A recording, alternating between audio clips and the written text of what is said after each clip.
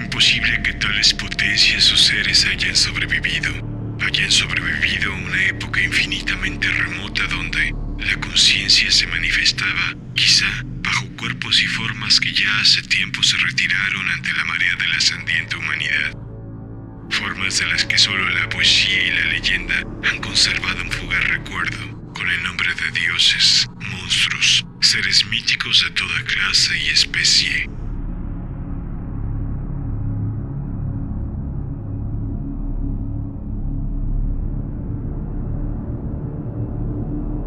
No hay en el mundo fortuna mayor, creo, que la incapacidad de la mente humana para relacionar entre sí todo lo que hay en ella.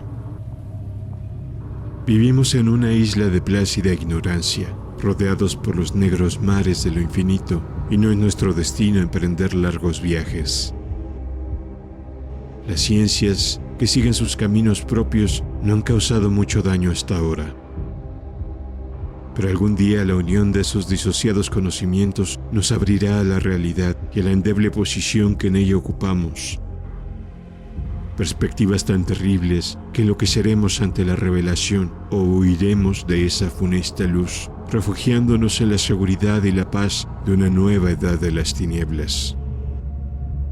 Algunos teósofos han sospechado la majestuosa grandeza del ciclo cósmico, del que nuestro mundo y nuestra raza no son más que fugaces incidentes. Han señalado extrañas supervivencias en términos que nos helarían la sangre si no estuviesen disfrazados por un blando optimismo. Pero no son ellos los que me han dado la fugaz visión de unos dones prohibidos, que me estremecen cuando pienso en ellos y me enloquecen cuando sueño con ellos. Esa visión, como toda temible visión de la verdad, surgió de una unión casual de elementos diversos. En este caso, el artículo de un viejo periódico y las notas de un profesor ya fallecido. Espero que ningún otro logre llevar a cabo esta unión. Yo, por cierto, si vivo, no añadiré voluntariamente un solo eslabón a tan espantosa cadena. Creo, por otra parte, que el profesor había decidido, también, no revelar lo que sabía y que si no hubiese muerto repentinamente, hubiera destruido sus notas.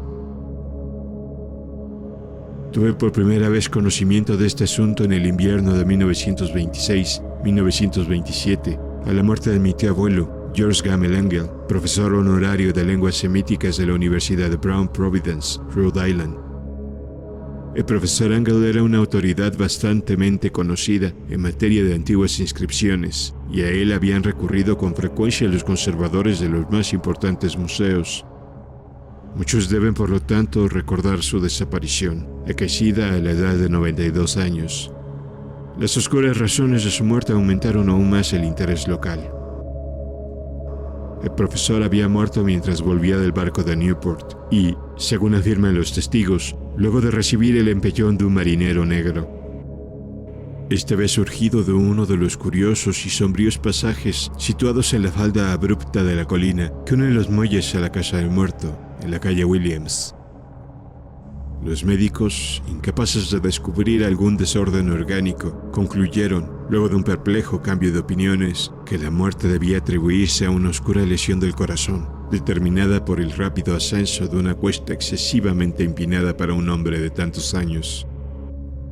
En ese entonces no vi motivo para disentir de ese diagnóstico, pero hoy tengo mis dudas, y algo más que dudas. Como heredero y ejecutor de mi tío abuelo, viudo y sin hijos, era de esperar que yo examinara sus papeles con cierta atención. Trasladé con ese propósito todos sus archivos y cajas a mi casa de Boston. El material ordenado por mí será publicado en su mayor parte en la Sociedad Norteamericana de Arqueología. Pero había una caja que me pareció sumamente enigmática y sentí siempre repugnancia a mostrársela a otros. Estaba cerrada y no encontré la llave hasta que se me ocurrió examinar el llavero que el profesor llevaba siempre consigo. Logré abrirla entonces, pero me encontré con otro obstáculo mayor y aún más impenetrable. ¿Qué significado podían tener ese curioso bajorrelieve de arcilla y esas notas, fragmentos y recortes de viejos periódicos? ¿Se había convertido mi tío en sus últimos años en un devoto de las más superficiales imposturas? resolví buscar al excéntrico escultor que había alterado la paz mental del anciano. El bajorrelieve era un rectángulo tosco de 2 centímetros de espesor y de unos 34 centímetros cuadrados de superficie, indudablemente de origen moderno. Los dibujos, sin embargo, no eran nada modernos, ni por su atmósfera ni por su sugestión.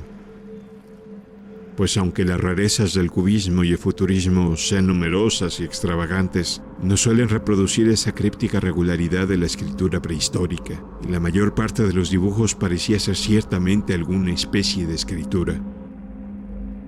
A pesar de mi familiaridad con los papeles y colecciones de mi tío, no logré identificarla ni sospechar siquiera alguna remota relación. Sobre esos supuestos jeroglíficos había una figura de carácter evidentemente representativo, aunque la ejecución impresionista impedía comprender su naturaleza. Parecía una especie de monstruo, o el símbolo de un monstruo, o una forma que solo una fantasía enfermiza hubiese podido concebir. Si digo que mi imaginación, algo extravagante, se representó a la vez un pulpo, un dragón y la caricatura de un ser humano, no traicionaré al espíritu del dibujo. Sobre su cuerpo escamoso y grotesco, provisto de alas rudimentarias, se alzaba una cabeza pulposa y coronada de tentáculos. Pero era el contorno general lo que la hacía más particularmente horrible.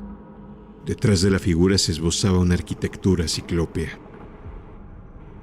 Las notas que acompañaban a este curioso objeto, además de unos recortes de periódicos, habían sido escritas por el profesor mismo y no tenían pretensiones literarias. El documento que aparecía más importante estaba encabezado por las palabras "El culto de Cthulhu", escritas cuidadosamente en caracteres de imprenta para evitar todo error en la lectura de un nombre tan desconocido. El manuscrito se dividía en 2 secciones. La primera tenía el siguiente título: 1925, Sueño y obra onírica de H.A. Wilcox, calle Thomas 7, Providence, Rhode Island.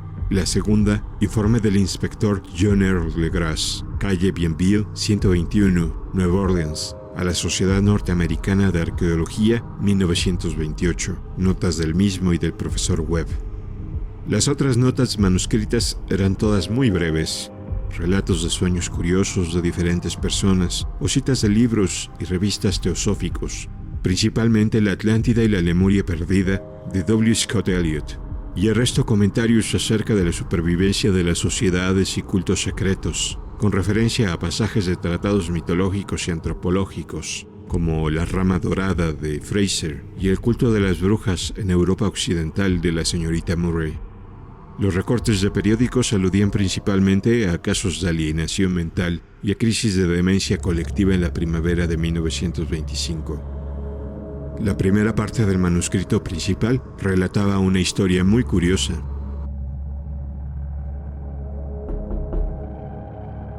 Parece que el 1 de marzo de 1925, un joven delgado, moreno, de aspecto neurótico y presa de gran excitación, había visitado al profesor Engel con el singular bajorrelieve de arcilla, entonces todavía fresco y húmedo. En su tarjeta se leía el nombre de Henry Anthony Wilcox, y mi tío había reconocido en él al hijo menor de una excelente familia con la que estaba ligeramente relacionado. Wilcox, que desde hacía un tiempo estudiaba dibujo en la Escuela de Bellas Artes de Rhode Island y que vivía en el Hotel Fleur de Lis, muy cerca de esta institución, era un joven precoz, de genio indudable, pero muy excéntrico. Desde su infancia había llamado la atención por las historias y sueños extraños que se complacía en relatar. Se denominaba a sí mismo físicamente hipersensitivo, pero la gente seria de la vieja ciudad comercial lo consideraba simplemente raro. No había frecuentado nunca a los de su propia clase y poco a poco había ido retirándose de toda actividad social. Actualmente solo era conocido por algunos estetas de otras ciudades. La Asociación Artística de Providence, deseosa de preservar su conservadurismo, lo había desahuciado. En aquella visita, decía el manuscrito, el escultor había pedido bruscamente la ayuda de los conocimientos arqueológicos de su huésped para identificar los jeroglíficos. El joven hablaba de un modo pomposo y descuidado que impedía simpatizar con él.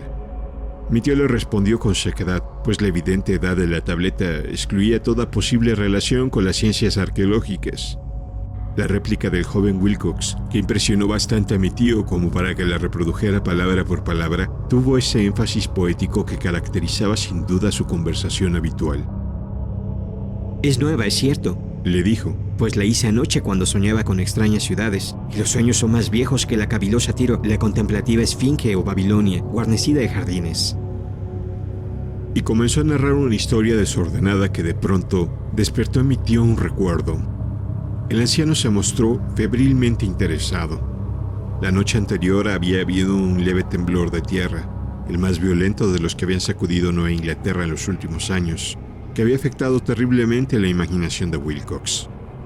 Ya en cama, y por primera vez en su vida, había visto en sueños unas ciudades ciclópeas de enormes bloques de piedra y gigantescos y siniestros monolitos de un horror latente que exudaban un limo verdoso.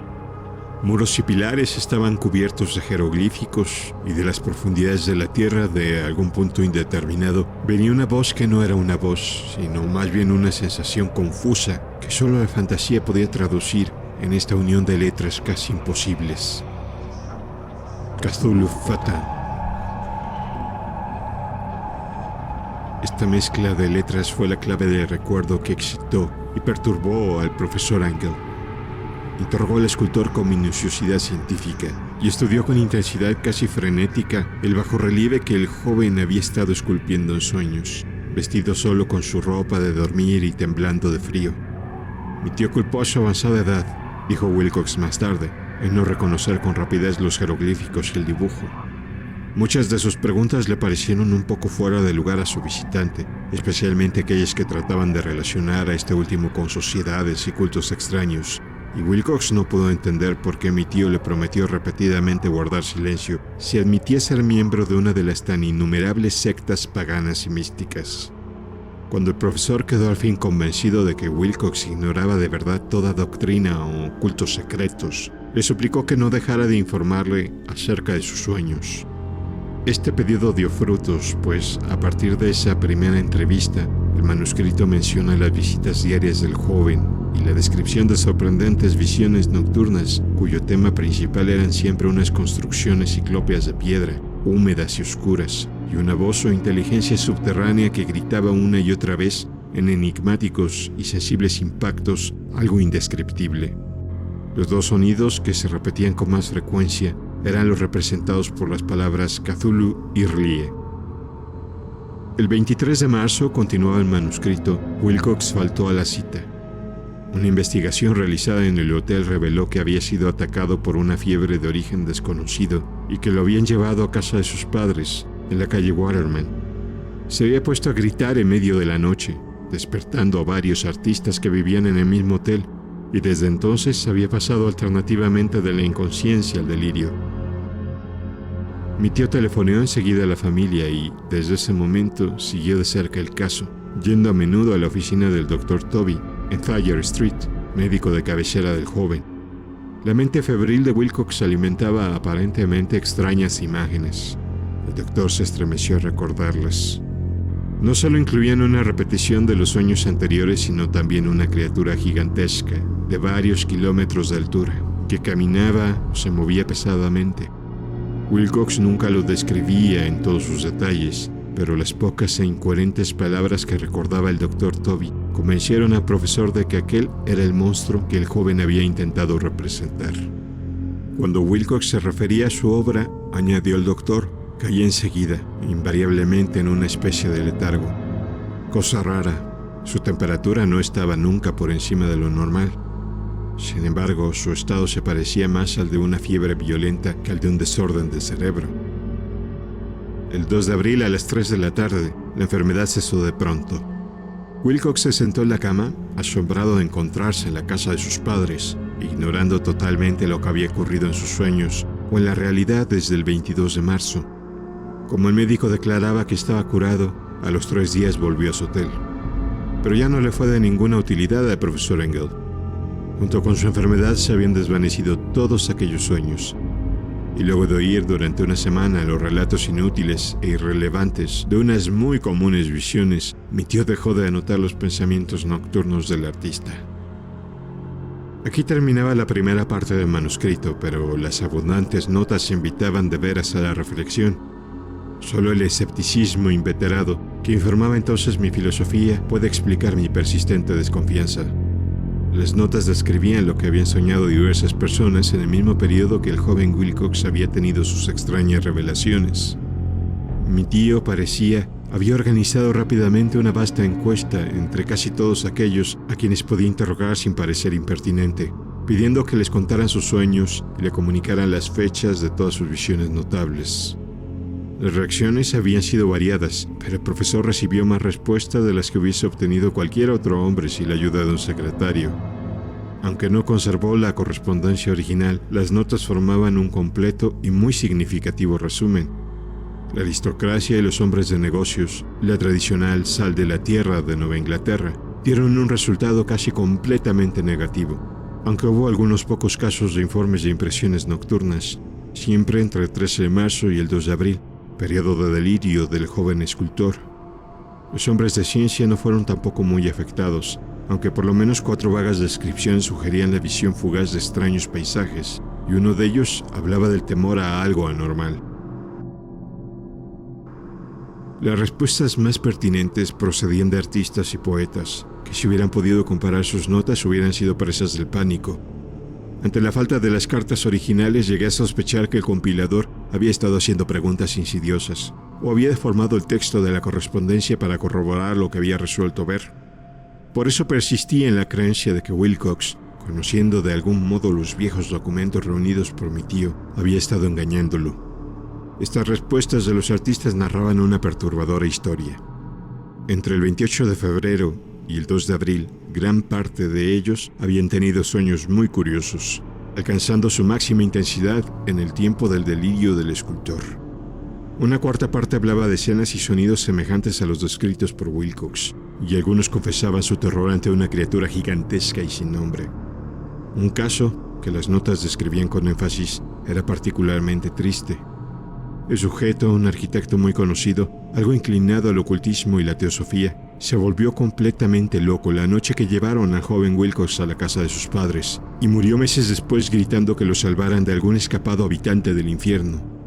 Si mi tío hubiese conservado los nombres de estos casos, en vez de reducirlos a números, yo hubiera podido hacer alguna investigación personal. Pero, como estaban las cosas, solo pude encontrar a unos pocos. Todos, sin embargo, confirmaron las notas. Me pregunté a menudo si aquellos a quienes había interrogado el profesor Engel se habían sentido tan intrigados como este grupo. Nunca les di explicaciones, y es mejor así. Los recortes de prensa, como ya he dicho, trataban de casos de pánico, manía y excentricidad, siempre en el mismo periodo. El profesor Engel debió de haber empleado una agenda de recortes, pues el número de estos extractos era prodigioso. Además, procedían de todos los rincones del mundo. Uno describía un suicidio nocturno en Londres. Un hombre había saltado por una ventana luego de lanzar un grito horrible. En una confusa carta al editor de un periódico sudamericano, un fanático anunciaba, apoyándose en sus visiones, un futuro siniestro.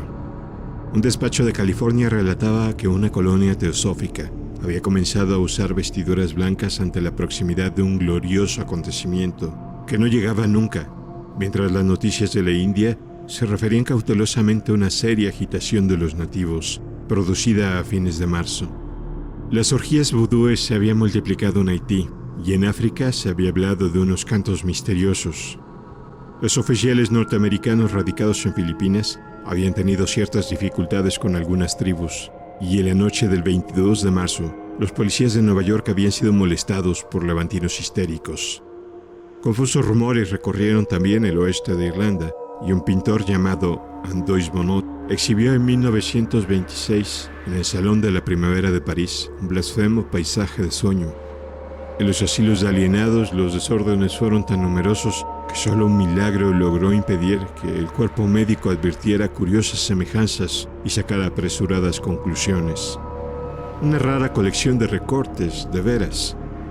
Apenas concibo hoy el crudo racionalismo con que los hice a un lado, pero quedé convencido de que el joven Wilcox había tenido noticias de unos sucesos anteriores mencionados por el profesor.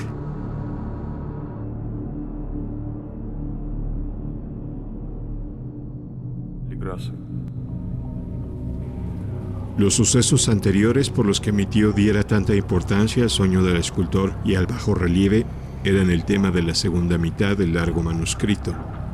Ya una vez parecía, el profesor Angel había visto los odiosos contornos del monstruo anónimo, había meditado sobre los desconocidos jeroglíficos y había oído las sílabas que solo la palabra Cthulhu podía traducir. Todo esto en circunstancias tan sobrecogedoras que no es raro que persiguiese al joven Wilcox con preguntas y ruegos. Esta experiencia anterior había ocurrido 17 años antes, en 1908, mientras la Sociedad Norteamericana de Arqueología celebraba su consejo anual en St. Louis. El profesor Angel, por su autoridad y sus méritos, había desempeñado un papel importante en todas las deliberaciones, y a él se acercaron varios profanos que aprovechaban la oportunidad de la convocatoria para hacer preguntas y plantear problemas. El jefe de ese grupo no tardó en convertirse en centro de atención de todo el Congreso. Era un hombre de aspecto muy común, mediana edad, y que había hecho el viaje de Nueva Orleans a St. Louis en busca de cierta información que no había podido obtener en su distrito. Se llamaba John Raymond Legras y era inspector de policía. Traía consigo el objeto de su viaje, una estatuita de piedra, repugnante y grotesca, muy antigua aparentemente, cuyo origen no había logrado determinar. No debe creerse que el inspector Legras se interesara por la arqueología, todo lo contrario. Su deseo de instruirse tenía como único origen razones puramente profesionales. La estatuita, ídolo, fetiche o lo que fuese, había sido capturada meses antes en los pantanos boscosos del sur de Nueva Orleans, en el curso de una expedición contra una presunta ceremonia vudú. Tan singulares y odiosos eran los ritos que la policía comprendió que se hallaba ante un culto totalmente ignorado e infinitamente más diabólico que los del vudú. Los confusos e increíbles relatos arrancados por la fuerza de los prisioneros nada informaron sobre su posible origen. De allí el deseo de la policía de consultar a alguna autoridad para identificar así el horrible símbolo y seguir las huellas del culto hasta sus fuentes. El inspector Legras no había esperado que su pedido convocara una impresión semejante. La aparición de la curiosa estatuita bastó para excitar a los hombres de ciencia, y pronto todos rodearon al inspector para contemplar de cerca la diminuta figura, cuya rareza y aspecto de genuina y abismal antigüedad abrían perspectivas tan misteriosas y arcaicas.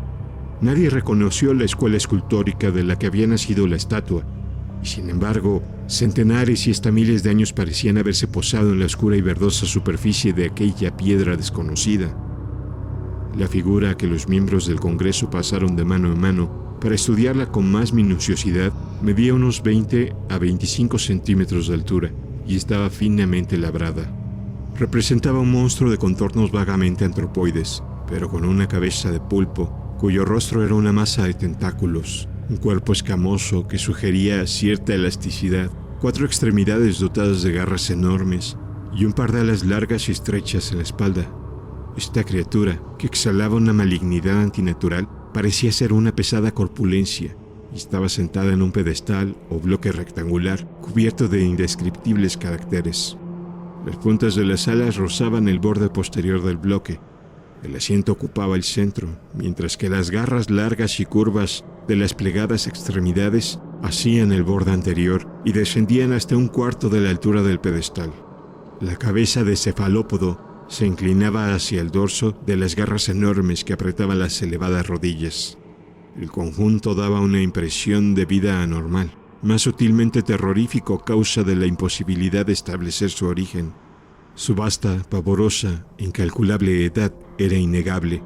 Sin embargo, nada permitía relacionarlo con algún tipo de arte de los comienzos de la civilización. El material de la estatua encerraba otro misterio.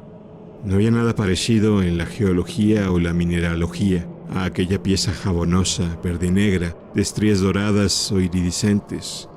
Los caracteres de la base eran igualmente desconcertantes, y ninguno de los miembros del Congreso, a pesar de que representaban a la mitad de las autoridades mundiales en esta esfera, pudo descubrir el más remoto parentesco lingüístico. Tanto la figura como el material pertenecían a algo increíblemente lejano, totalmente distinto de la humanidad que conocemos. Algo sugería de un modo terrible antiguos y profanos siglos en los que nuestro mundo y nuestras concepciones no habían participado. Y sin embargo, mientras los miembros del consejo sacudían la cabeza y se confesaban incapaces de resolver el misterio, uno de ellos creyó descubrir algo raramente familiar en la efigie y los jeroglíficos. Y al fin, no sin reticencia, confesó lo que sabía. Este hombre era el hoy desaparecido William Channing Webb, profesor de antropología de la Universidad de Princeton y explorador de bastante renombre. 48 años antes, el profesor Webb había recorrido Groenlandia e Islandia en busca de ciertas inscripciones rúnicas que hasta ese entonces no había podido descubrir.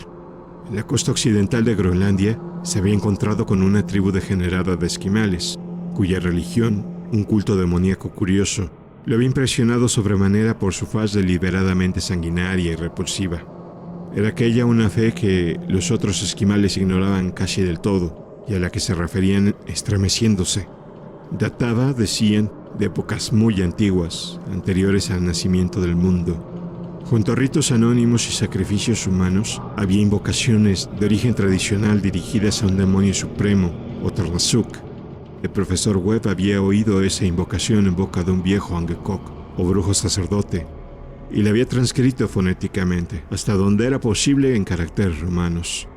Pero lo que ahora parecía importante era el fetiche adorado en ese culto, y alrededor del cual bailaban los esquimales cuando la aurora boreal brillaba muy por encima de los acantilados de hielo. Era, declaró el profesor, un tosco bajorrelieve de piedra con una figura horrible y algunos caracteres misteriosos. Creía recordar que se parecía, por lo menos, en todos los rasgos esenciales, a la criatura bestial que ahora estaba examinando. Este relato, recibido con asombro y sorpresa por los miembros del Congreso, pareció excitar al inspector Legras, que abrumó al profesor a preguntas. Habiendo copiado una invocación recitada por uno de los oficiantes del pantano, rogó al profesor Webb que tratase de recordar las sílabas recogidas en Groenlandia. Siguió una comparación exhaustiva en todos los detalles y un instante de sombrío silencio cuando el profesor y el detective convinieron en la virtual identidad de las frases. He aquí, en sustancia, la división de las palabras fue establecida de acuerdo con las pausas tradicionales observadas por los oficiantes.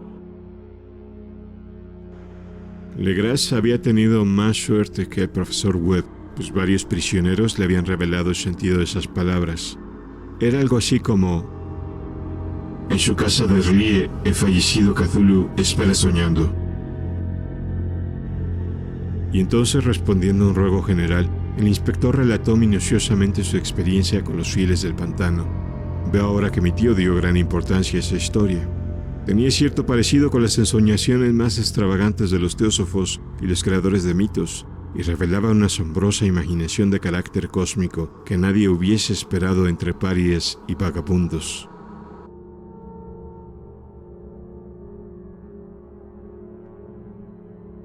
El 1 de noviembre de 1907, la policía de Nueva Orleans había recibido un alarmado mensaje de la región pantanosa del sur. Los colonos, gente primitiva, pero de buen natural, descendientes en su mayor parte de Lafitte, eran presas del pánico a causa de algo desconocido que había invadido la región durante la noche. Se trataba en apariencia de un culto vudú, pero de una especie más terrible que todo lo que ellos conocían. Desde que el malévolo tam-tam había comenzado a sonar incesantemente en aquellos bosques oscuros donde nadie osaba aventurarse, habían desaparecido varias mujeres y niños. Se habían oído gritos irracionales, chillidos desgarradores y cantos lúgubres, y unas llamas diabólicas habían bailado en la espesura. Los vecinos, añadía el aterrorizado mensajero, no podían soportarlo. En las primeras horas de la tarde, 20 policías partieron en 2 carricoches y un automóvil, guiados por el tembloroso colono. Cuando el camino se hizo intransitable, abandonaron los vehículos y durante varios kilómetros chapotearon en silencio a través de los espesos bosques de cipreses donde nunca penetraba la luz del día. Raíces tortuosas y nudos malignos del musgo español retardaban la marcha, y de vez en cuando una pila de piedras húmedas o los fragmentos de una pared en ruinas hacían más depresiva aquella atmósfera que los árboles deformados y las colonias de hongos contribuían a crear. Al fin apareció un miserable conjunto de chozas, y los histéricos colonos corrieron a agruparse alrededor de las vacilantes linternas.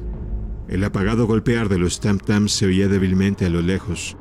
La brisa traía muy de cuando en cuando un chillido que helaba la sangre. Un resplandor rojizo parecía filtrarse por entre el follaje pálido, más allá de las interminables avenidas de la noche selvática. A pesar de su repugnancia a quedarse nuevamente solos, todos los habitantes del lugar se negaron a avanzar un solo paso hacia la escena del culto maldito. De modo que el inspector Legras y sus 19 colegas tuvieron que aventurarse sin guías por aquellas negras arcadas de horror donde ninguno de ellos había puesto el pie. La región en que ahora entraba la policía tenía tradicionalmente muy mala fama, y en su mayor parte no había sido explorada por hombres blancos. Algunas leyendas se referían a un lago secreto en que vivía una colosal e informe criatura, algo parecida a un pólipo y de ojos fosforescentes. Y según los colonos, unos demonios de alas de murciélago salían a medianoche de sus cavernas para adorar al monstruo. Afirmaban que éste estaba allí desde antes que la Salle, de los indios y aún de las bestias y pájaros del bosque. Era una verdadera pesadilla y verlo significaba la muerte. Pero se aparecían en sueño los hombres y eso bastaba para que estos se mantuvieran alejados. La orgía vudú se desarrollaba en los límites extremos del área aborrecida, pero aún así el emplazamiento era bastante malo, y eso quizá había aterrorizado a los colonos más que los chillidos o incidentes. Solo la poesía o la locura podían haber reproducido los ruidos que oyeron los hombres de Legras mientras atravesaban lentamente el sombrío pantano, acercándose a la luz rojiza y a los apagados tam-tams. Hay una cualidad vocal propia de las bestias, y nada más terrible que oír una de ellas cuando el órgano de donde proviene debería emitir otra.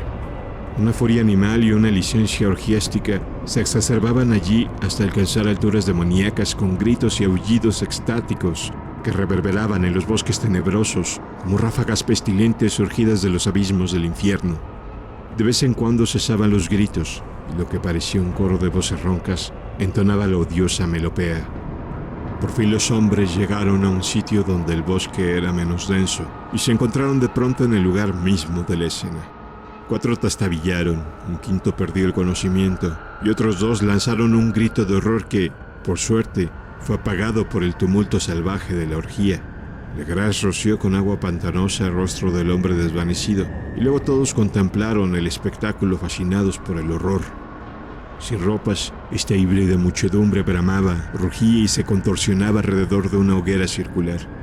De vez en cuando se abrían las cortinas de fuego y se podía distinguir en el centro un bloque de granito de unos 2,5 metros de alto, en cuya cima, incongruente por su pequeñez, se alzaba la funesta estatuita.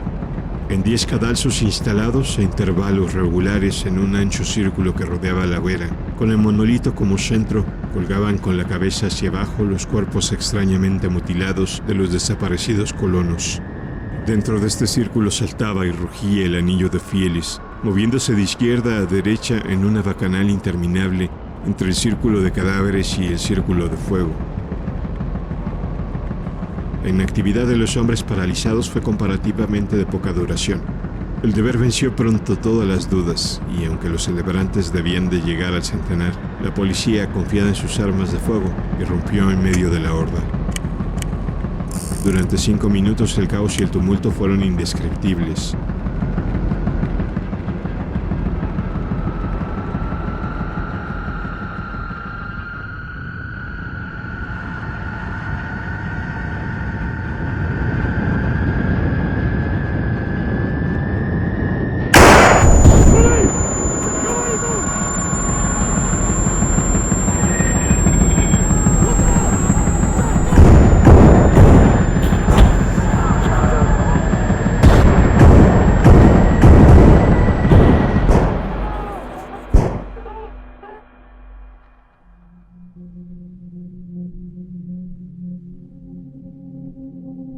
Pero finalmente Legras pudo contar 47 prisioneros, a los cuales obligó a vestirse rápidamente y que rodeó de policías. 5 de los celebrantes habían muerto y otros 2, muy malheridos, fueron transportados por sus cómplices en improvisadas parihuelas. La imagen del monolito fue sacada con todo cuidado y llevada por Legras.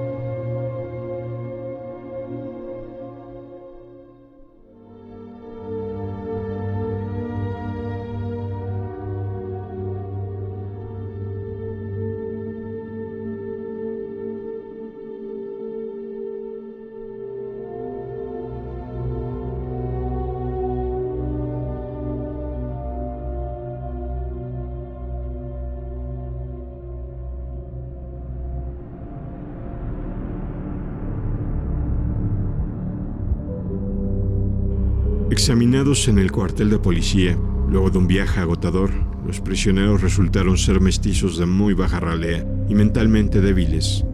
Eran en su mayor parte marineros, y había algunos negros y mulatos, procedentes casi todos de las islas de Cabo Verde, que daban un cierto matiz vudú a aquel culto heterogéneo. Pero no se necesitaron muchas preguntas para comprobar que se trataba de algo más antiguo y profundo que un fetichismo africano. Aunque degradados e ignorantes, los prisioneros se mantuvieron fieles, con sorprendente consistencia, a la idea central de su aborrecible culto. Adoraban, dijeron, a los grandes antiguos, que eran muy anteriores al hombre y que habían llegado al joven mundo desde el cielo. Esos antiguos se habían retirado ahora al interior de la tierra y al fondo del mar, pero sus cadáveres se habían comunicado en sueños con el primer hombre, quien inventó un culto que nunca había muerto. Este era ese culto, y los prisioneros dijeron que había existido siempre y que siempre existiría, ocultándose en lejanías desiertas y lugares retirados hasta que el gran sacerdote Cthulhu saliese de su sombría morada en la ciudad submarina de R'lyeh para reinar otra vez sobre la tierra. Algún día vendría, cuando los astros ocuparan una determinada posición, y el culto secreto estaría allí, esperándolo. Mientras tanto, no podían decir nada más. Se trataba de un secreto que ni la tortura podía arrancarles. La humanidad no era lo único consciente en la Tierra, pues había unas formas que emergían de la sombra para visitar a sus escasos fieles. Pero estas no eran los grandes antiguos. Ningún ser humano había visto a los antiguos. El ídolo de piedra representaba al gran Cthulhu, pero nadie podía decir si los otros eran o no como él. Nadie era capaz de descifrar ahora la antigua escritura. Muchas cosas se transmitían oralmente. La invocación ritual no era el secreto. Este no se comunicaba nunca en voz alta. El canto significaba: en su casa de R'lyeh, el fallecido Cthulhu espera soñando. Solo dos de los prisioneros fueron juzgados bastante cuerdos y se les ahorcó. El resto fue enviado a diversas instituciones. Todos negaron haber participado en los crímenes rituales y afirmaron que los culpables de aquellas muertes eran los alas negras, que habían venido hasta ellos desde su refugio inmemorial en el bosque encantado. Pero nada coherente se pudo saber de aquellos aliados misteriosos. Lo que la policía logró obtener salió en su mayor parte de un viejísimo mestizo llamado Castro, quien pretendía haber tocado puertos distantes y hablado con los jefes inmortales del culto en las montañas de China. El viejo Castro recordaba fragmentos de odiosas leyendas que empequeñecían las especulaciones de los teósofos y hacían de nuestro mundo algo reciente y fugaz. En siglos muy lejanos, otros seres habían gobernado la tierra. Habían vivido en grandes ciudades y sus vestigios podían encontrarse aún. Le habían dicho a Castro los inmortales de China, en unas piedras ciclópeas de algunas islas del Pacífico. Habían muerto muchísimo antes de la aparición del hombre, pero había artes que podrían revivirlos cuando los astros volvieran a ocupar su justa posición en los cielos de la eternidad. Estos seres indudablemente procedían de las estrellas y habían traído sus imágenes con ellos. Estos grandes antiguos, continuó Castro, no eran de carne y hueso. Tenían forma. ¿No lo probaba a cabo esta imagen estelar? Pero esa forma no era material.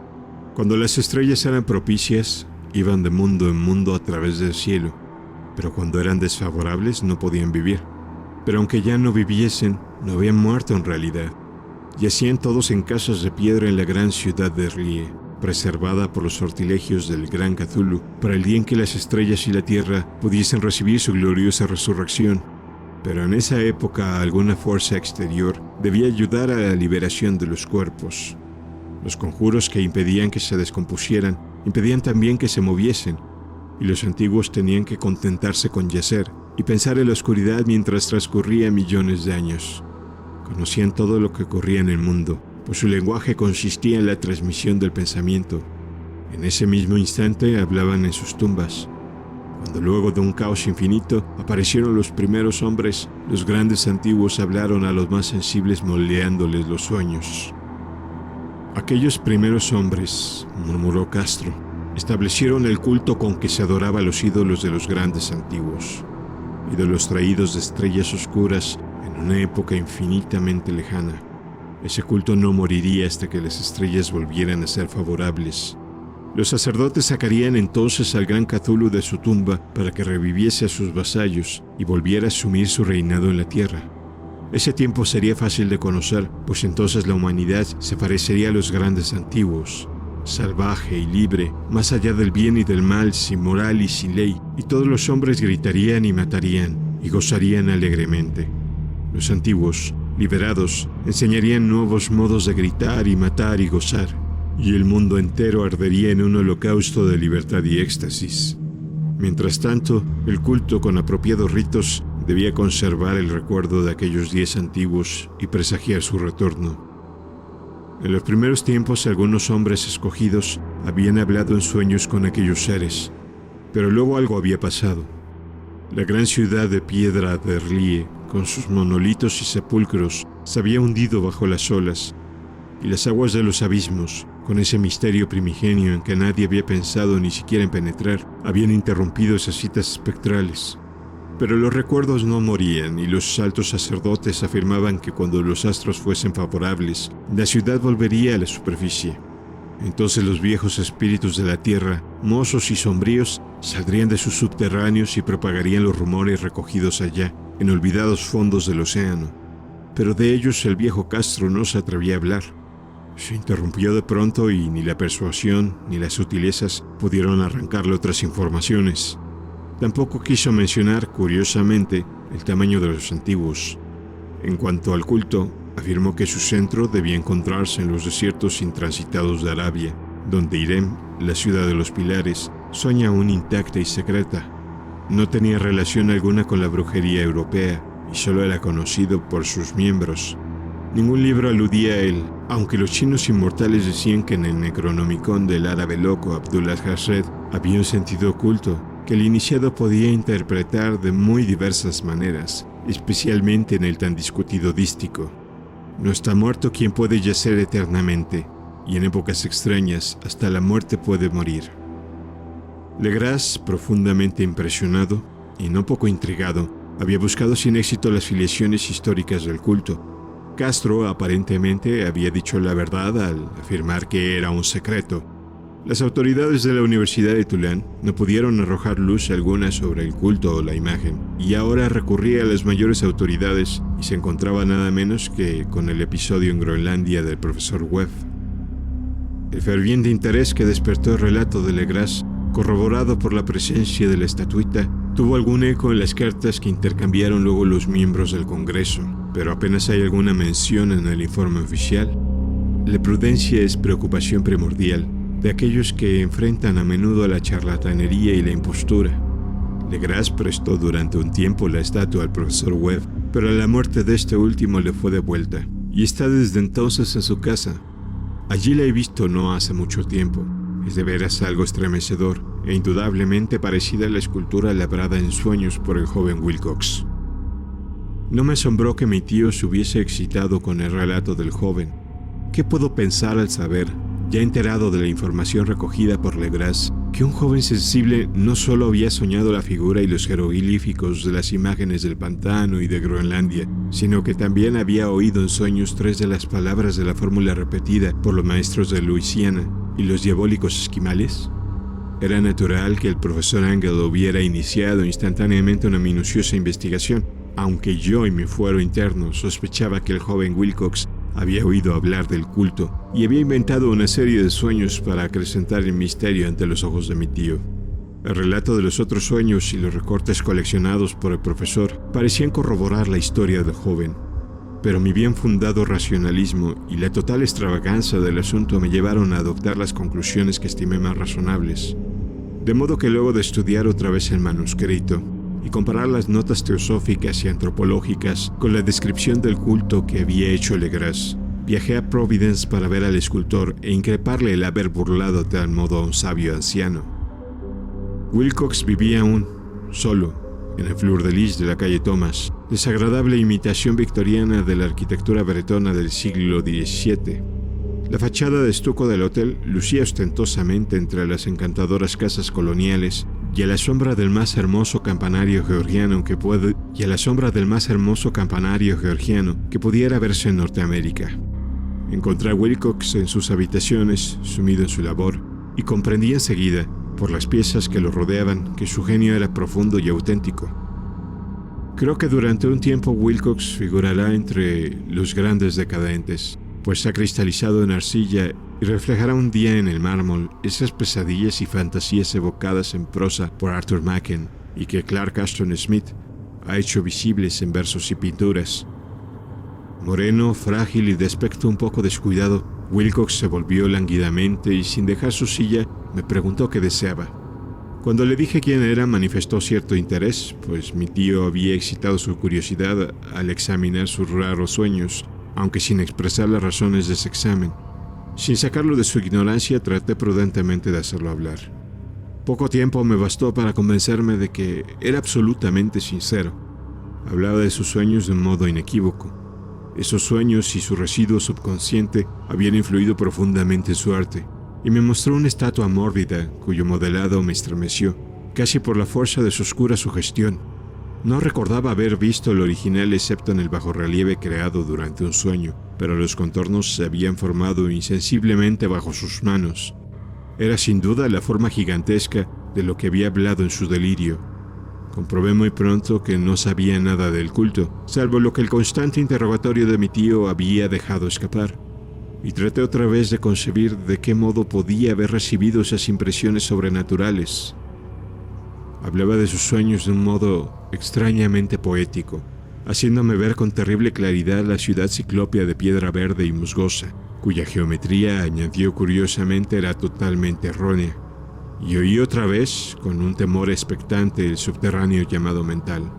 Cthulhu-Fatán, Cthulhu-Fatán.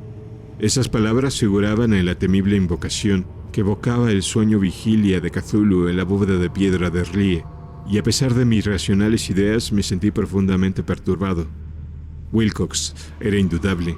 Había oído hablar casualmente del culto, y lo había olvidado enseguida en la masa de las lecturas y concepciones igualmente fantásticas. Más tarde, en virtud de su impresionable carácter, el culto había encontrado un nuevo medio de expresión subconsciente de sus sueños, el bajorrelieve de arcilla y la estatua que yo estaba ahora contemplando. De modo que la superchería había sido involuntaria. El joven tenía unos modales un poco afectados y un poco vulgares, que me desagradaban de veras, pero yo ya estaba dispuesto a admitir tanto su genio como su honestidad. Me despedí amablemente y le deseé todo el éxito que su talento prometía.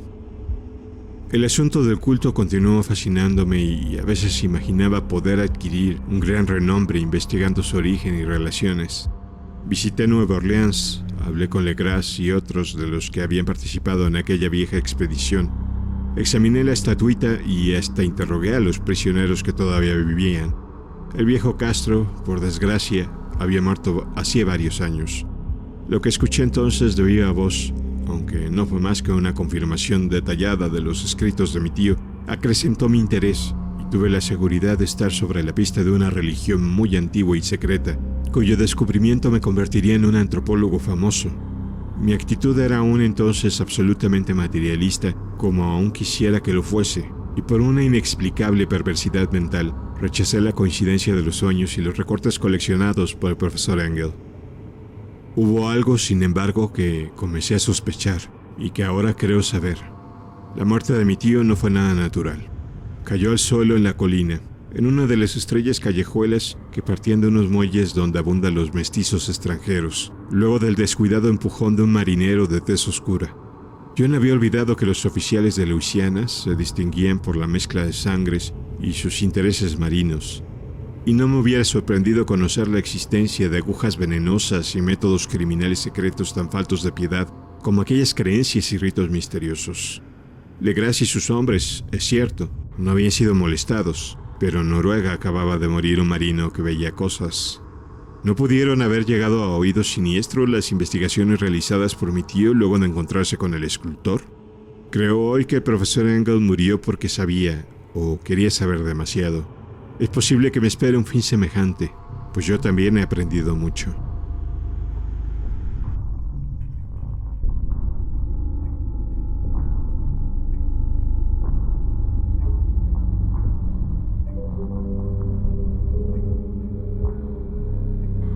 Si el cielo decidiese algún día acordarme un insigne favor, borraría totalmente de mi memoria el descubrimiento que hice. Por simple casualidad, al echar una ojeada, a una hoja de periódico que recubría un estante. Era un viejo número del Boletín de Sídney, del 18 de abril de 1925, con el cual no hubiese podido dar en mi vida cotidiana. Había pasado inadvertido hasta para la agencia de recortes, que había estado coleccionando ávidamente durante esa época materiales para mi tío.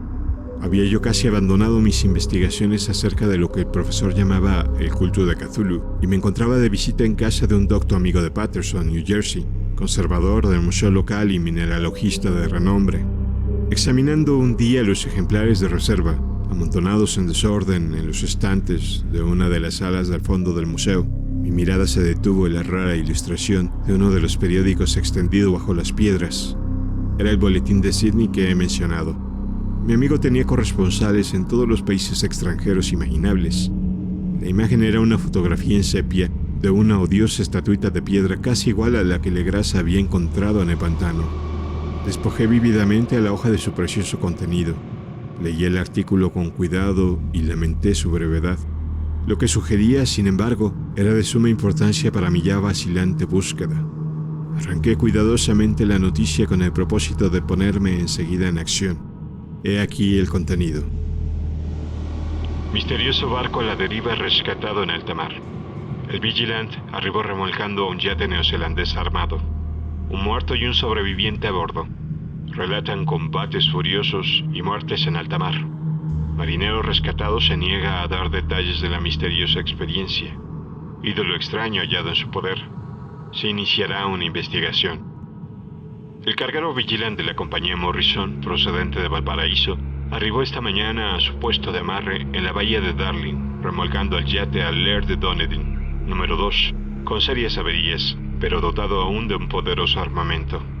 El yate fue avistado el 12 de abril a los 34 grados 21 minutos de latitud sur y a los 152 grados 17 minutos de longitud oeste, con un muerto y un sobreviviente a bordo. El Vigilant dejó Valparaíso el 25 de marzo y el 2 de abril fue alejado considerablemente de su curso, en dirección sur, por excepcionales tormentas y enormes olas. El 12 de abril avistó el buque a la deriva. En apariencia había sido abandonado, pero luego descubrió que llevaba a un sobreviviente en estado de delirio y un hombre muerto por lo menos desde hacía una semana. El sobreviviente apretaba entre sus manos una piedra horrible de origen desconocido, de unos 30 centímetros de alto, cuyo origen los profesores de la Universidad de Sídney, la Sociedad Real y Museo de la Calle College no pudieron determinar, y que el hombre afirmaba haber descubierto en la cabina del yate, en un altarcito rudimentario. Este hombre, ya recobrado, relató una historia de piratería y violencia sumamente extraña.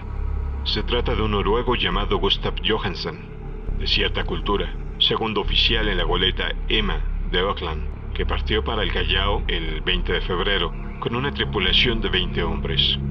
El Emma, dijo, fue retrasado y alejado considerablemente de su ruta por la tormenta del 1 de marzo, y el 22 del mismo mes, a los 49 grados 51 minutos de latitud sur y a los 128 grados 54 minutos de longitud este, encontró el Alert conducido por una tripulación de canacos y mestizos de aspecto patibulario. El capitán Collins no obedeció la orden de virar y la tripulación del yate abrió fuego sin aviso con una batería de cañones de bronce particularmente pesada.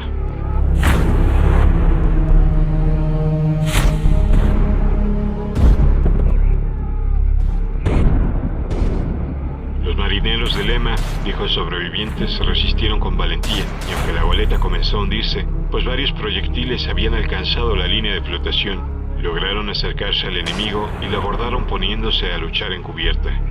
Como los tripulantes del yate combatían en un modo torpe y cruel, tuvieron que matarlos a todos.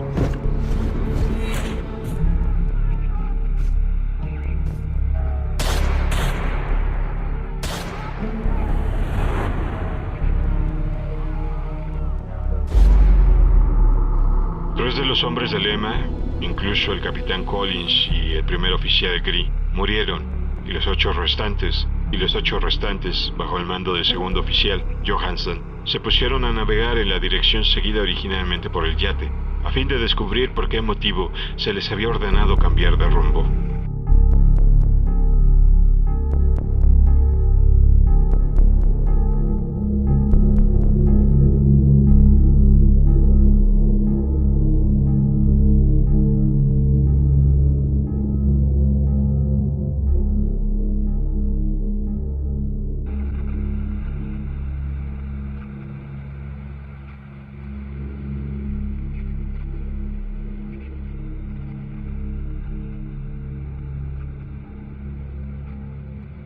Al día siguiente desembarcaron en una islita que no figuraba en ningún mapa. 6 de los hombres murieron allí, aunque Johansen se mostró particularmente reticente a este respecto y dijo que habían caído en una grieta entre las rocas. Más tarde, parece, Johansen y sus compañeros volvieron al yate y trataron de hacerlo navegar, pero fueron vencidos por la tormenta el 2 de abril. Desde ese día hasta el 12 de abril, fecha en que fue recogido por el Vigilant, Johansen no recuerda nada, ni siquiera cuando murió su compañero William Breeden. La muerte no se debió aparentemente a otra causa que a privaciones. Cables procedentes de Dunedin informan que el Alert era muy conocido como barco de carga y tenía muy mala reputación. Pertenecía a un curioso grupo de mestizos cuyas frecuentes incursiones nocturnas a los bosques atraían no poca curiosidad. Luego de la tormenta y los temblores de tierra del 1 de marzo, se habían hecho apresuradamente a la vela. Nuestro corresponsal en Auckland afirma que Lema y sus tripulantes gozaban de una excelente reputación y que Johansen es un hombre digno de toda confianza. El almirantazgo va a iniciar una investigación sobre este asunto, durante la cual se tratará de convencer a Johansen para que hable más libremente. Esto era todo, además de la diabólica imagen, pero ¿qué pensamientos despertó en mi mente? Estas nuevas y preciosas noticias acerca del culto de Cthulhu probaban que éste tenía fieles seguidores tanto en el mar como en la tierra. ¿Qué motivo había impulsado a la híbrida tripulación a ordenar el regreso de Lema mientras navegaban con su ídolo? ¿Qué isla desconocida era aquella en que habían muerto 6 de los tripulantes, acerca de la cual el contramaestre Johansen se mostraba tan reticente? ¿Qué resultado había tenido la investigación del almirantazgo y qué se sabía del tan odioso culto en Dunedin? Y lo más extraordinario, qué profunda y natural relación de hechos era esta que daba una significación maligna e innegable a los sucesos tan cuidadosamente anotados por mi tío. El 1 de marzo, el 28 de febrero, de acuerdo con el uso horario internacional, se habían producido una tormenta y un terremoto. El Alert y su mal encarada tripulación habían dejado rápidamente Dunedin, como obedeciendo un imperioso llamado. Y en el otro extremo de la tierra, poetas y artistas habían comenzado a soñar con una ciclópea ciudad submarina, mientras un joven escultor modelaba, en sueños, la forma del terrible Cthulhu. El 23 de marzo, la tripulación de Lema desembarcaba en una isla desconocida, perdiendo allí 6 hombres. Y en esa misma fecha, los sueños de algunas personas alcanzaron su mayor intensidad y se oscurecieron con el temor de un monstruo maligno y gigantesco, mientras un arquitecto se volvía loco y un escultor caía presa del delirio. ¿Y qué pensar de esa tormenta del 2 de abril, fecha en que cesaron todos los sueños de la ciudad sumergida y Wilcox salió indemne de aquella fiebre extraña? ¿Qué pensar igualmente de aquellas alusiones del viejo Castro a los antiguos venidos de las estrellas y a su reino próximo y a su culto y a su gobierno de los sueños? Estaba balanceándome en el borde de un abismo de horrores cósmicos insoportables para un ser humano. En todo caso no afectaron sino a la mente, pues el 2 de abril puso término, de algún modo, a la monstruosa amenaza que había sitiado el alma de los hombres. Aquella tarde, luego de haber pasado el día enviando telegramas y haciendo urgentes preparativos, me despedí de mi huésped y tomé un tren para San Francisco.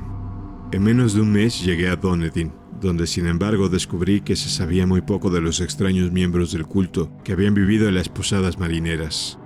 El vagabundeo en los muelles era asunto demasiado común y no valía la pena mencionarlo, pero algo oí a propósito de una expedición terrestre realizado por estos mestizos, durante el cual se escuchó el débil golpear de unos tambores y se vio un fuego rojo en las colinas lejanas. En Auckland me enteré de que Johansen había vuelto a Sydney, y aunque acababa de sometérsele a un inútil interrogatorio con el pelo totalmente cano, y que luego de vender su casita de la calle West había regresado con su mujer a su viejo hogar en Oslo, de su aventura no dijo a sus amigos más de lo que ya sabían los oficiales del almirantazgo, y todo lo que pudieron hacer fue darme su nueva dirección. Volví entonces a Sydney y hablé sin éxito con gente del mar y miembros de la corte. Vi el Alert en Circular Quay, en la bahía de Sydney, pero nada me reveló su casco. La imagen en cuclillas, de cabeza de pulpo, cuerpo de dragón, alas escamosas y pedestal con jeroglíficos, se conservan en el Museo de Hyde Park. La examiné con cuidado y descubrí que estaba exquisitamente labrada y tenía el mismo profundo misterio, terrible antigüedad y sobrenatural rareza de material que el ejemplar más pequeño de Legras. Para los geólogos, me dijo el conservador del museo, la estatua era un enigma monstruoso y juraban que no habían visto en el mundo una roca parecida. Recordé, estremeciéndome, lo que había dicho el viejo Castro Alegraz a propósito de los primeros grandes antiguos. Vinieron de las estrellas y trajeron consigo sus imágenes. Profundamente perturbado, resolví visitar al oficial Johansen en Oslo. Llegué a Londres. Me reembarqué enseguida para la capital de Noruega y un día de otoño eché pie a tierra en un limpio desembarcadero a la sombra del Eksberg. La casa de Johansen, descubrí, estaba situada en la ciudad vieja del rey Harald Hardrada, que había conservado el nombre de Oslo durante los siglos en que la ciudad principal adoptara el nombre de Cristianía. Hice el corto viaje en un taxi y golpeé con el corazón tembloroso la puerta de una casa vieja y limpia de frente enyesado. Salió a recibirme una mujer de cara triste, vestida de negro, que me comunicó en un inglés vacilante que Gustav Johansen no era ya de este mundo. No había sobrevivido mucho a su regreso, pues su aventura marina de 1925 le había destrozado la salud. La mujer no sabía más que el público, pero Johansen había dejado un largo manuscrito que trataba asuntos técnicos, escrito en inglés con la intención manifiesta de que su esposa no lo entendiese. Mientras paseaba por una callejuela, cerca del muelle de Gothenburg, un atado de viejos periódicos salido de la ventana de un altillo lo golpeó y lo hizo caer. 2 marineros indios lo ayudaron enseguida a levantarse, pero el hombre murió antes de que llegase la ambulancia. Los médicos, incapaces de precisar la causa del deceso, lo habían atribuido a un malestar del corazón y a un debilitamiento general. Sentí entonces que un oscuro terror, que no me abandonaría hasta que a mí también me fuese acordado el eterno reposo, accidentalmente o por otro motivo, me traspasaba los huesos. Habiendo persuadido a la viuda de que mi conocimiento de esos asuntos técnicos me autorizaba a poseer el manuscrito, me llevé el documento y comencé a leerlo en el barco que me conducía a Londres. Era un relato simple, desordenado, un diario de mar redactado de memoria en que se intentaba recoger día a día aquel último y terrible viaje. No lo transcribiré literalmente a causa de sus oscuridades y redundancias, pero mi resumen bastará para explicar por qué el rumor de las aguas contra los costados del buque se me hizo tan intolerable que tuve que taponarme los oídos. Johansen, gracias a Dios, no lo sabía todo, aunque vio la ciudad y el monstruo.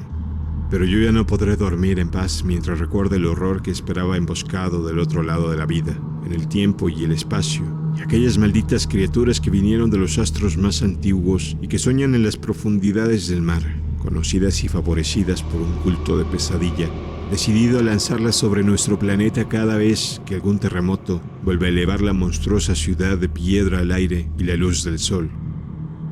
El viaje de Johansen había comenzado tal como lo declarara él mismo ante el almirantazo. El Emma había dejado Auckland, el lastre, el 20 de febrero, y sintió todo el impacto de esa tempestad consecutiva al terremoto que arrancó a los abismos marinos el horror que pobló los sueños de los hombres. Recobrado el gobierno, el buque navegó favorablemente hasta encontrarse con el Alert el 22 de marzo, y sentí la pena del oficial al describir el bombardeo y el hundimiento de su nave. De los mestizos del yate, Johansen hablaba con un horror realmente significativo. Había algo abominable en ellos que hacía que su destrucción pareciese casi un deber, y Johansen se sorprende ante la acusación de crueldad que contra él y sus compañeros hizo la corte. Ya en el yate capturado, Johansen y sus hombres, impulsados por la curiosidad, prosiguen viaje hasta avistar una alta columna de piedra que emerge del océano.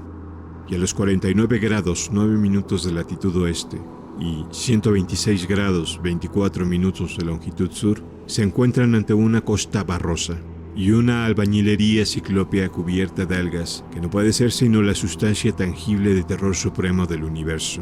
La ciudad muerta de Erlie, construida hace millones de años, antes de los comienzos de nuestra historia, por las enormes y espantosas criaturas que descendieron desde unos astros desconocidos. Allí yacen el gran Cthulhu y sus compañeros, ocultos en unas bóvedas verdes y húmedas, desde donde envían, luego de incalculables ciclos, pensamientos que aterrorizan a los hombres sensibles y reclaman imperiosamente a los fieles del culto que inician el peregrinaje de la liberación y la restauración. El oficial Johansen ignoraba todo esto, pero Dios sabe que había visto bastante. Creo que emergió de las aguas solo la cima de la ciudadela, coronada por un enorme monolito donde yace el gran Cthulhu. Cuando imagino el tamaño de todo lo que puede esconder el fondo del océano, siento deseos de morir sin esperar ya más. Johansen y sus hombres se sintieron aterrados ante la majestad cósmica de esta húmeda Babilonia, habitada por demonios, y debieron sospechar instintivamente que no pertenecía ni a este ni a ningún otro planeta similar. En todas las líneas de la estremecida descripción de Johansen se advierte el mismo pavor. Ante el tamaño indescriptible de los bloques de piedra verde, ante la altura vertiginosa del monolito labrado, ante la asombrosa identidad de esas colosales estatuas y bajorrelieves con la rara imagen encontrada en la sentina del Alert. Sin conocer el futurismo, Johansen describe, al hablar de la ciudad, algo muy parecido a una obra futurista. En vez de referirse a una estructura definida, algún edificio, se reduce a hablar de vastos ángulos y superficies pétreas, superficies demasiado grandes para ser de este mundo, y cubiertas por jeroglíficos e imágenes horribles. Menciono estos ángulos, pues me recuerdan los sueños que me relató Wilcox. El joven escultor afirmó que la geometría de la ciudad de sus sueños era anormal, no euclidiana, y que sugería esferas y dimensiones distintas de las nuestras. Ahora un marino ilustrado tenía ante la terrible realidad la misma impresión. Johansen y sus hombres desembarcaron en la playa de esta monstruosa acrópolis y se treparon, resbalando, por los titánicos y musgosos escalones que ningún ser humano hubiera podido edificar. El sol mismo parecía deformado cuando se le veía a través de las miasmas polarizadas que emanaban de esta perversión submarina. Una amenaza tortuosa acechaba en esos ángulos desconcertantes, donde una segunda mirada descubría una concavidad donde se había creído ver la convexidad. Todos los exploradores, aún antes de ver algo definido, salvo las rocas, los musgos y las algas, se sintieron presas de un indescriptible terror. Todos habrían escapado si no hubiesen temido la burla de los otros, y solo de mala gana se decidieron a buscar, vanamente, como comprendieron más tarde, algo que sirviese de recuerdo. Rodríguez, el portugués, fue primero en llegar a la base del monolito y les gritó a los otros lo que acababa de descubrir. Poco más tarde, los hombres contemplaron curiosamente una enorme puerta de piedra labrada con el ya familiar bajorrelieve del pulpo dragón. Se parecía, dice Johansen, a la enorme puerta de un granero. Todos vieron allí una puerta, ya que estaba encuadrada en un umbral, un dintel y los montantes, pero nadie pudo decidir si estaba situada horizontalmente, como la puerta de una trampa, o algo inclinada, como la puerta exterior de un altillo. Como lo hubiese dicho Wilcox, la geometría del lugar era errónea. Uno no podía estar seguro de que el mar y el suelo fueran horizontales, de modo que la posición relativa de todo el resto parecía variar fantásticamente.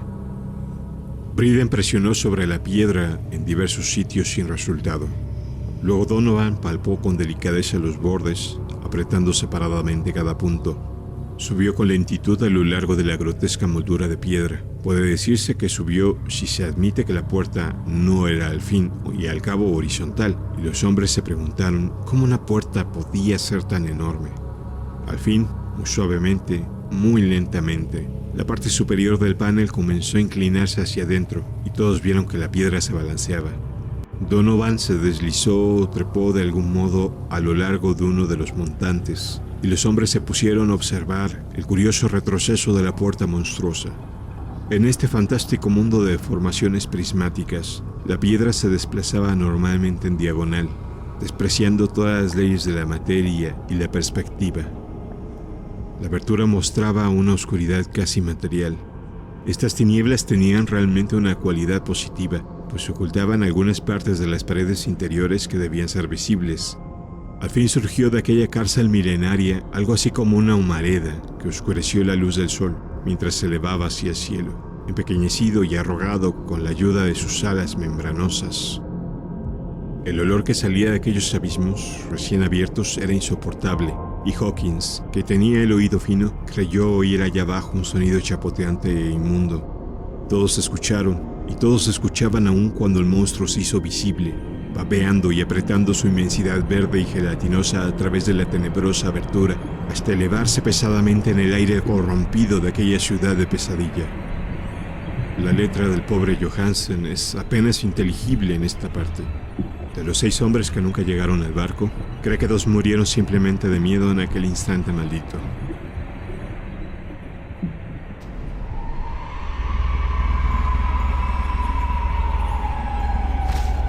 El monstruo está más allá de toda posible descripción. No hay lenguaje aplicable a ese abismo de horror inmemorial, a esa pavorosa contradicción de todas las leyes de la materia, la fuerza y el orden cósmicos. Una montaña que camina. Dios, puede extrañar que en el otro lado de la Tierra enloqueciese un gran arquitecto y que en aquel telepático instante la fiebre devorara al pobre Wilcox. El monstruo de los ídolos, el verde y viscoso demonio venido de otros astros, había despertado para reclamar sus derechos. 3 hombres fueron barridos por aquellas patas membranosas antes de que nadie tuviese tiempo de moverse. Que descansen en paz si hay algún descanso en el universo.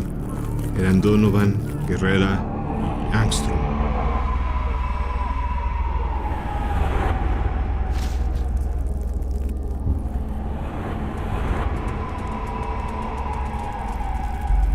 Las estrellas eran otra vez favorables, y lo que un viejo culto no había podido lograr por su voluntad, un puñado de inocentes marineros lo hacían por accidente. Luego de millones y millones de años, el gran Cthulhu era libre otra vez.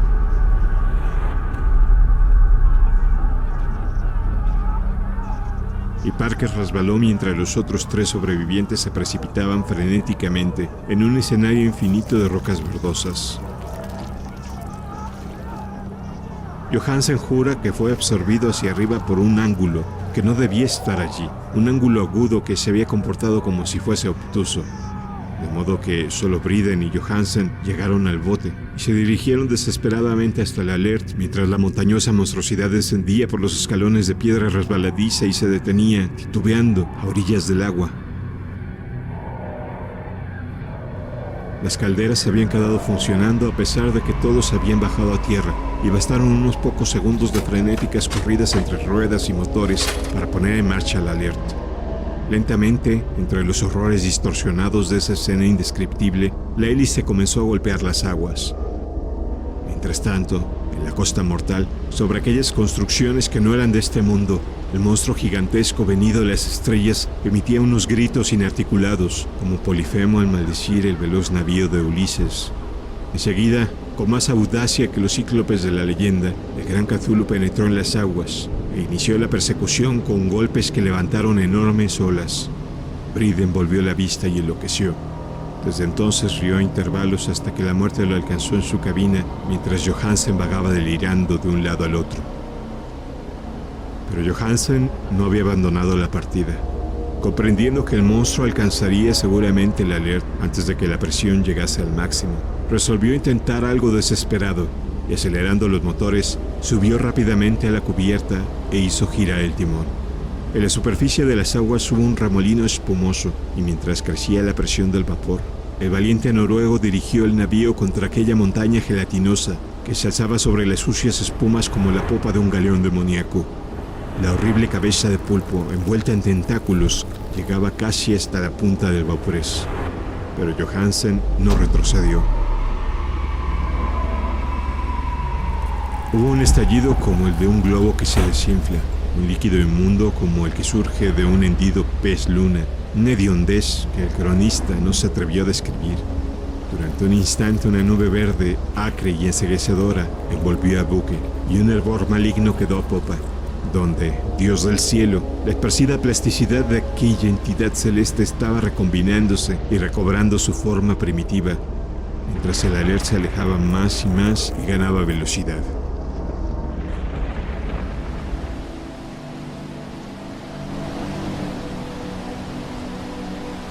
Eso fue todo.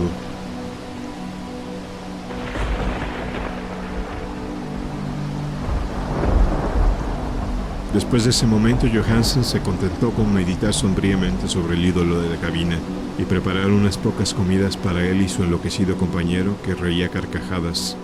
No trató de dirigir el navío. Después de aquel incidente quedaba un gran vacío en su alma. Luego sobrevino la tormenta del 2 de abril que terminó de nublar su conciencia. Recordaba confusamente infinitos abismos líquidos de espectrales paredes giratorias, vertiginosos desplazamientos por mundos huidizos en la cola de un cometa y saltos convulsivos de las profundidades del mar hasta la luna y luego otra vez hasta el mar.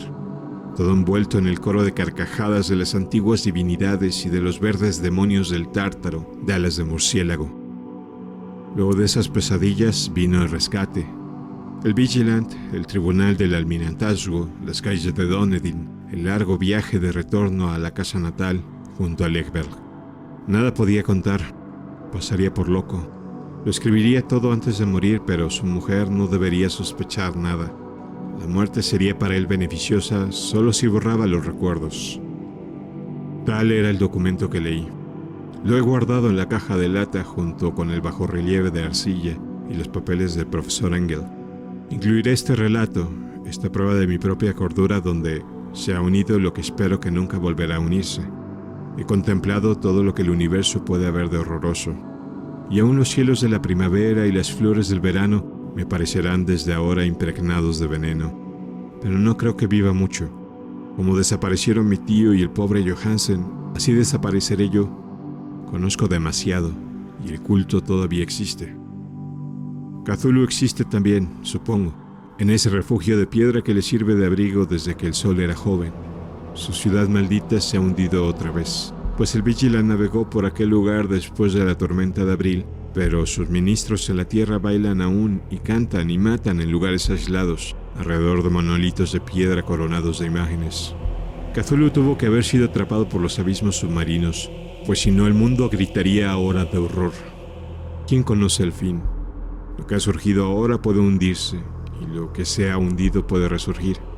La abominación espera y sueña las profundidades del mar, y sobre las vacilantes ciudades de los hombres flota la destrucción.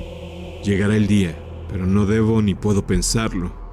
Ruego que si no sobrevivo este manuscrito, mis ejecutores testamentarios cuiden de que la prudencia sea mayor que la audacia e impidan que caiga bajo otros ojos.